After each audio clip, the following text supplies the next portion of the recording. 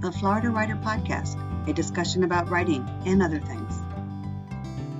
Hello, and welcome to another edition of the Florida Writer Podcast with your host, Allison Nissen. And today I am lucky enough to be with William J. Cook, otherwise known as Bill. Bill, could you give me a 60-second elevator pitch about who you are and what you write? Okay. Allison, I'm a retired mental health therapist living in Oregon, and I write short stories and murder mysteries set along the Oregon coast. Well, that was very brief and concise. I got to ask, though. So you're writing murder mysteries, which are basic thrillers. Is that correct? Yes. Yes. And okay, my first question is, what's the hardest part about writing a thriller? Well, I think the hardest part of writing a thriller is to maintain the suspense throughout. I really want people to feel they have to turn the next page and they have to read the next chapter before they go to bed. That sort of thing. In fact, when I started writing, I knew that if I told myself, well, I have to write the next great American novel, that I would never make a keystroke. Instead, I told myself, can I write the literary equivalent of a bag of potato chips? Meaning, just like you can't eat one potato chip. My hope was that someone would say, well, I got to read one more chapter. I can't stop now. Before I go to bed, before I have supper, I got to read one more chapter.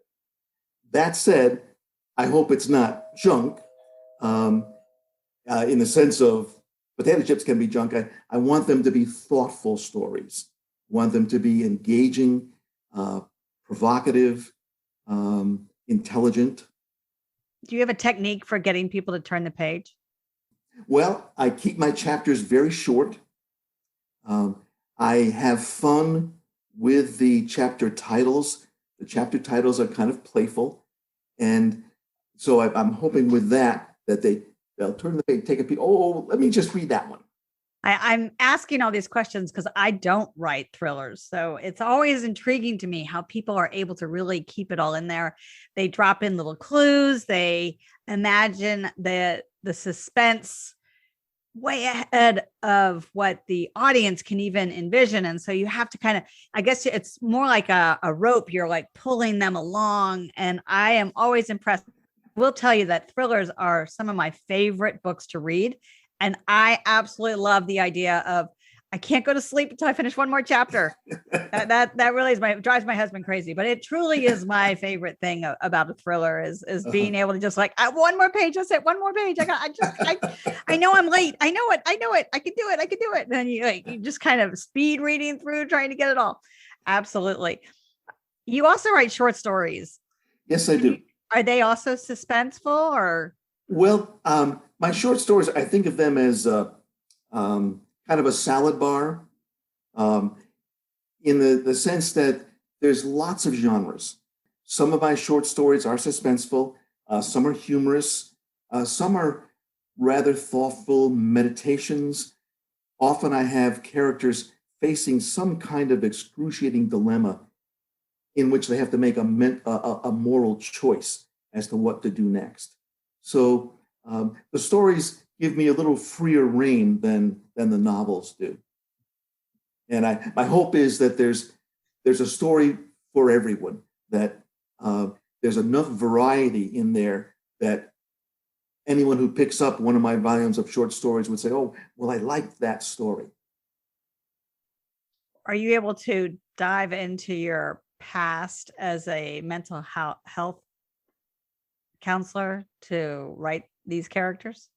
Well, in a real way, yes. I think my stories are psychologically informed. I try to get into the mind of how this character is thinking. And I try to make the behavior of that character authentic so that it's behavior that would ring true for this kind of personality. And I also have a background in the Catholic seminary.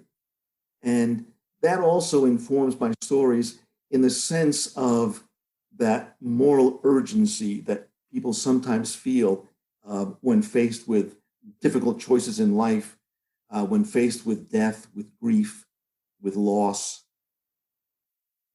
What an interesting background to be able to tap into. Yeah. Well, it's fertile ground for a strange person like me. And you've been publishing into indie publishing, right? You're doing it Yes. on your own. Yeah. So what do you think is the easiest part and the hardest part about being an indie author? The easiest part is you could get a book out there with little to no financial expense. The hardest part, two things: the editing and then the marketing.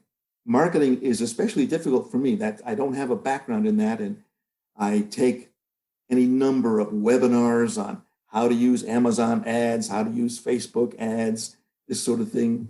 But I find that part very difficult.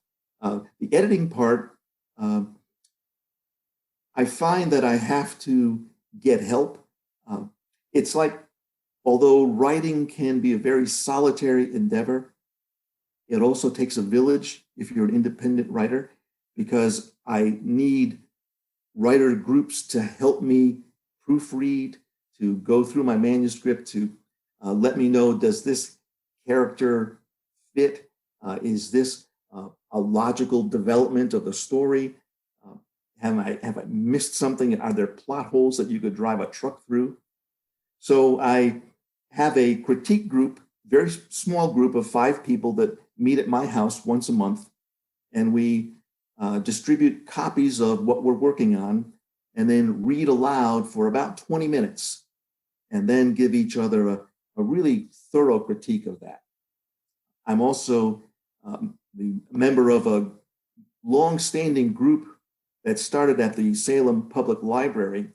It's called WYTT, WYTT, Writers Yesterday, Today, and Tomorrow. It's a bigger group, so there's not a lot of time for critique. We only get about 7 minutes to read in that group. But it's ongoing every week, and there's a lot of support to be had there. And then finally, I'm a member of the Northwest Independent Writers Association, which is a private Facebook group. And they have resources, they have people on board who design covers, they have editors, and they are willing to share all kinds of information. They've been a very, very helpful group. Tapping into all the resources that we can from a variety of different angles is definitely the key to success. Have you been able to have much success with getting reviews? Over the pandemic year, I have, because I discovered, not exactly by accident, I found a web article about this, that if you do free promotions of your books, although you don't make money, of course, on a free promotion, you increase dramatically the likelihood that you'll get reviews. You're probably aware that people just don't like reviewing books. They just don't like to do it. So in order to get one review, there has to be probably 200 or 300 copies of the book out there to get that to happen. And so I discovered these promotional sites where I pay this website a fee, and they make my book available to their members. They send it out in their emails, and for that one day on these various promotion sites, it's free, and people will download the book. On a successful promotion, I might give away 3,000 books. I might sell 100, but with those 3,000 books out there, I've increased the likelihood that I'm going to get some book reviews. So, for example, the first book in my Driftwood Mystery series is called Seal of Secrets. When I started these promotions, it had 34 reviews. As of this morning, it now has 204. And that's been over the course of this year by utilizing these one-day free promotions. That's really interesting. I've not realized that it takes so many copies out there to even get one review. I know so many times, we're all begging our family and friends, and of course, Amazon doesn't really like that. Right. So it's that tricky. Do you use the same email address for your Amazon account as you do for your regular email addresses? Anyway, Yes, I've had the Amazon police come after me and say, "Uh-oh, don't do that." I said, "Okay, I'm sorry." Yeah, it's kind of ridiculous though, because sometimes the people that are on your list aren't necessarily your friends. Mhm. You maybe just have had an email exchange with them, but now all of a sudden Right. they could put you in Amazon Right. jail. Not so. And you may have noticed another thing that has happened is there are many, many more people now leaving just a star rating without writing anything. And my belief is that that's happening because of Alexa. Because I know what my Alexa does is I'll get this notification. 2 months ago, you purchased this book. How many stars would you give it? And I think that's what's happening because there are so many more ratings than actual written reviews now. That could be. That could be. I know I will leave a star review and not necessarily write a review, but now you're making me feel really guilty. So I'm thinking I need to go back to writing reviews. A lot of times I finished a book and I'm ready to start the next one, and Uh-huh. or I'm ready to put because I read on my phone, which Oh, is a challenge in and of itself because I feel like your phone's, here it's a double-edged sword, that telephone that we have that we carry around. Yeah, it's a computer and it can give us all that up-to-date information immediately. And yet when you misplace it, it's like the world is coming to an end.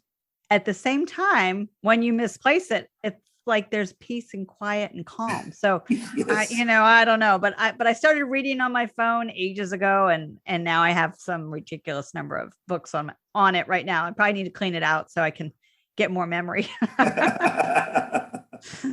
Tell me about your writing process. Do you start with an outline? No, I don't. Um, Typically, I start with either an event. If it's one of the novels, it'll be some event. If it's a short story, it's typically a single sentence. And then I try to see where it will grow from there. Uh, I take a walk around my neighborhood every morning and I feed the crows. And when I do that, I bring a bag of peanuts and throw them a peanut. And of course, they have facial recognition, so they know me coming. I'm 50 feet out the door and crows are coming in for a peanut. But I use that time um, trolling for ideas, trying to come up with perhaps an event, perhaps a single sentence. Um, my most recent novel, Dungeness and Dragons, was published in April of 2020.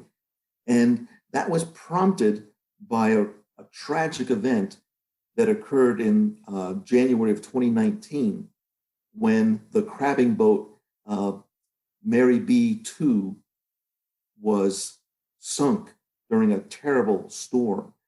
Um, there were 3 crab fishermen aboard.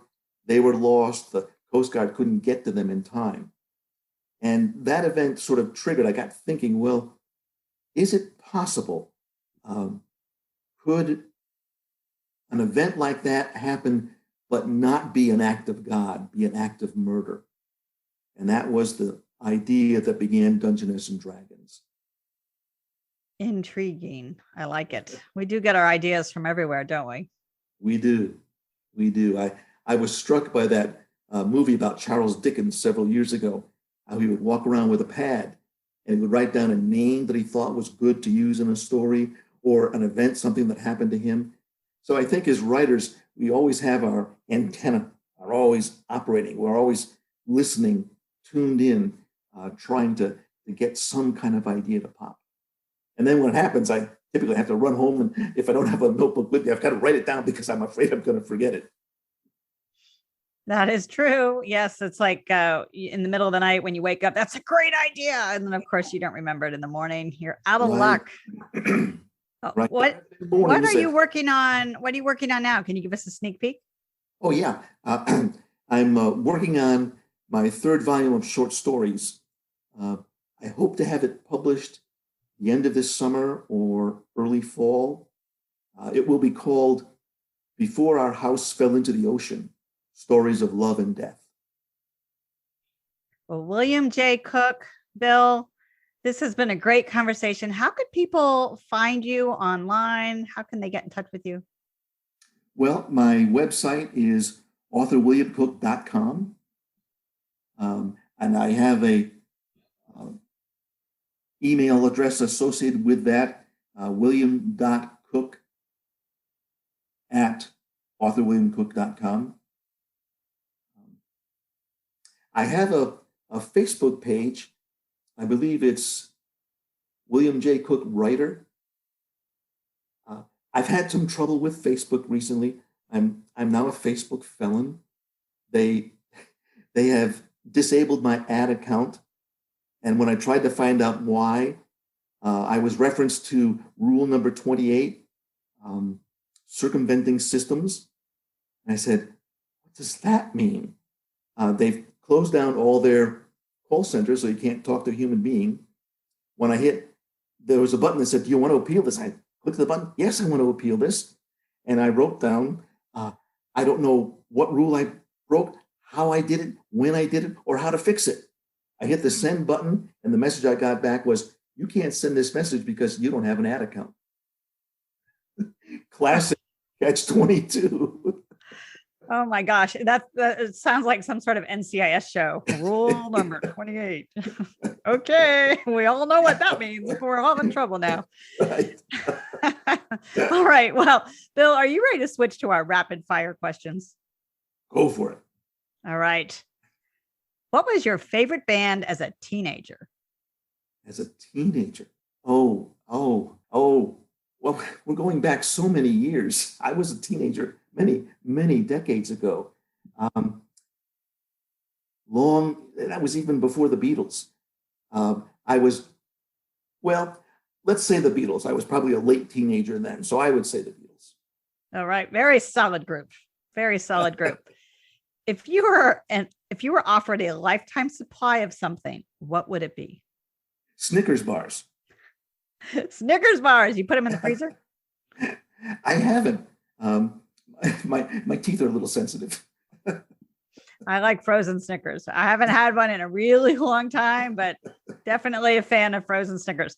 And if I couldn't get Snickers, I'd ask for Macallan 12 Scotch. That'll work too. Straight up over ice. Over ice.